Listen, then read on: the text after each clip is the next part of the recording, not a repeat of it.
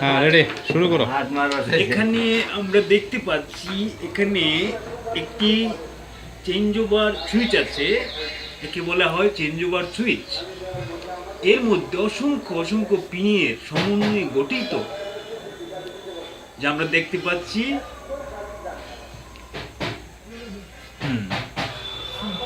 আমাদের ক্যামেরাম্যান একটু নতুন, তাই তার সমস্যা হচ্ছে, সেটা কিছু না।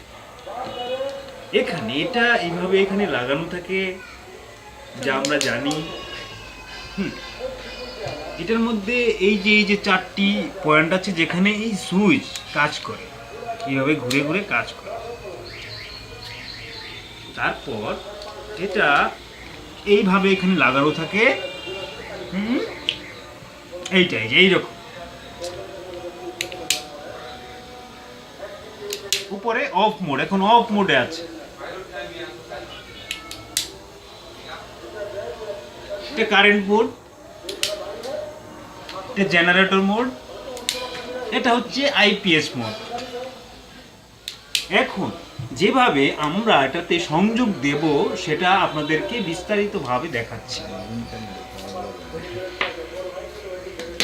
প্রথমে এই যে পিন আছে, তিনটা পিন, আরো কাছ থেকে ভিডিও করবো না। এই যে এখানে আমরা কারেন্ট, জেনারেটর এবং আইপিএস এর ফেস লাগাবো, ফেস। তারপর এটা থেকে আমরা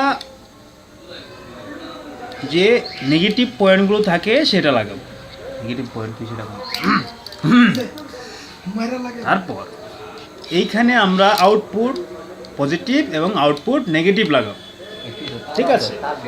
এই যে আমরা এখানে দেখতে পাচ্ছি জাহাজের ছেঁড়া তার আছে, তারগুলো অবশ্য অনেক ময়লা, কিছু করার নেই।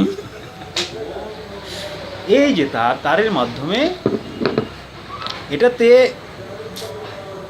তারগুলা রেডি করে দেবো, বলা মানে কিছু পারে না, একটা ভিডিও হইতেছে অনলাইনে, যাক সামনের দিকে আজ্ঞা, এটা কোনো ব্যাপার না।